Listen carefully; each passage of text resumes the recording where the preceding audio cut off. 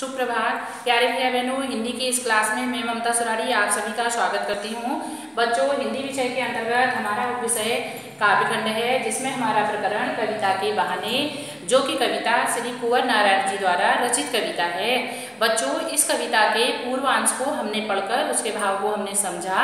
आज अग्रिमांश को पढ़कर उसके भाव को हम समझेंगे। बच्चों, इससे पूर्व का जो पूर्वांश हमने पढ़ा था, उसमें कवि ने कविता की तुलना प्रथम चरण में कवि ने कहा था कि कविता एक उड़ान है चिड़िया के बहाने। कवि का कहने का आशय था कि कविता की उड़ान जो है किसके समान है? चिड़िया के समान है। लेकिन वह चिड़िया जिसके उड़ने की एक निश्चित समयावधि होती है, वह कविता की उड़ान को भला क्या जाने। कविता की उड़ान, कवि के भाव कैसे हैं? विश्वव्यापी हैं, सर्वव्यापी हैं।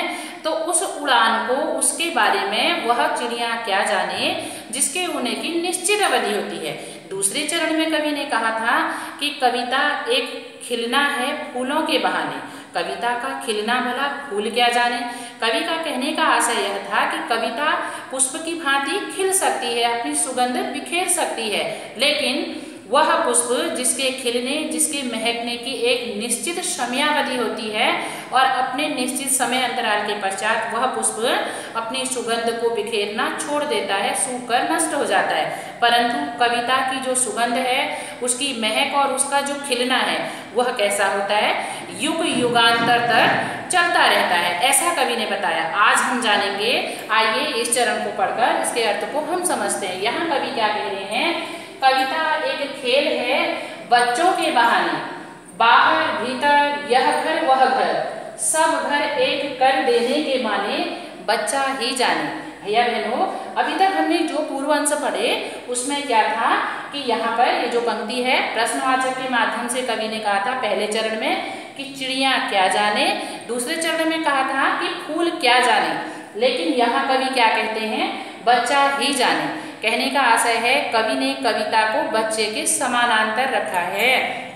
प्रसंग सह इसको हम समझेंगे तो हमारा प्रसंग बनेगा, कवि ने बच्चों तथा उनके खेल की तुलना कविता से की है। जो बच्चों का खेल है उसकी तुलना किससे की है?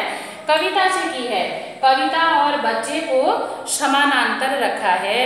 जैसे कवि बता रहे हैं कि जहाँ पर रचनात्मक ऊर्जा है, आप बच्चे रचनात्मक अपना खेल खेलते हैं ना, खिलौनों के माध्यम से बच्चे अपनी रचनात्मक अभिव्यक्ति को प्रकट करते हैं, वैसे ही कवि अपने हृदय में उत्पन्न भावों को रचना का रूप दे करके क्या बनाते हैं? कविता बनाते हैं। वहाँ सभी प्रकार के बंधन क्या होते हैं? टूट जाते हैं। कहने का आशय हुआ बच्चे के खेल कैसे होते हैं? बंधन रहित होते हैं, स्वतंत्र होते हैं। वैसे ही कवि के हृदय में उत्पन्न भाव, उनके विचार कैसे होते हैं? स्वतंत्र होते हैं। जैसे मैंने आपको बताया कि जहाँ न पहुँचे रवि वहाँ पहुँचे कवि, अर्थात जहाँ पर सूर्य की किरणें भी नहीं पहुँच सकती हैं, वहाँ पर कवि के मन में उत्पन्न भाव, कवि की कल्पनाएं, उसके विचार पहुँच जाते हैं और वह उन भावों पर, उन बातों पर अपने विचार प्रकट करके, प्रस्तुति करके क्या कर देते हैं?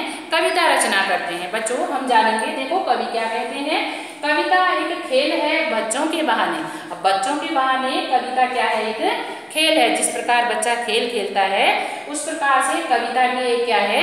खेल है। कैसे?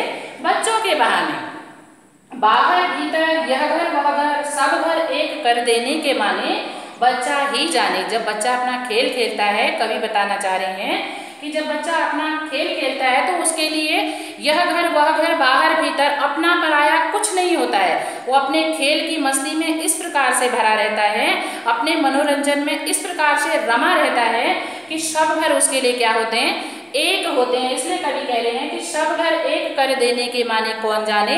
बच्चा जाने। उसी प्रकार से यहाँ पर कवि की जो कविता है, उदाहरण के स्वरूप हम ले सकते हैं गोस्वामी तुलसीदास जी, लोकनायक गोस्वामी तुलसीदास जी की प्रसिद्ध रचना रामचरितमानस। सबके लिए सर्वत्र विश्वव्यापी है और सबके लिए जो है रस आनंद को देने वाली है। इसी प्रकार से जो रचनाएं हैं कवि की, वह सब घर एक कर देने वाली, सबके लिए उनका जो आनंद है, जो उनके भावों की अभिव्यक्ति है, सबके लिए समान रूप से है, बंधन रहित है। उसमें किसी भी प्रकार की कोई बंधन नहीं है, उसमें स्वतंत्र है वह। ऐसा कवि यहाँ पर बता रहे हैं। बच्चों, काव्य सौंदर्य की दृष्टि से यदि हम जानेंगे तो कवि कुंवर नारायण जी ने इन चरणों में खड़ी बोली के साथ साथ सरल, सरस और प्रवाह युक्त भाषा का प्रयोग किया है। अनुप्रास अलंकार का प्रयोग किया गया है।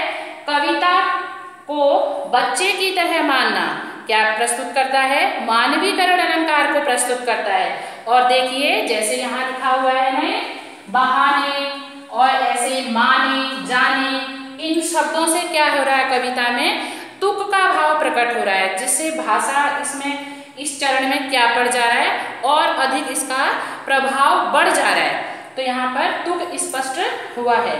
मैं आशा करूंगी सभी भैया बहनों को कविता के बहाने कविता का जो हमने भाव समझा भली भांति समझ में आया होगा। इससे अगले वीडियो में हम कवि कुंवर नारायण जी की बात सीरी थी पर कविता, उसके अर्थ को समझेंगे।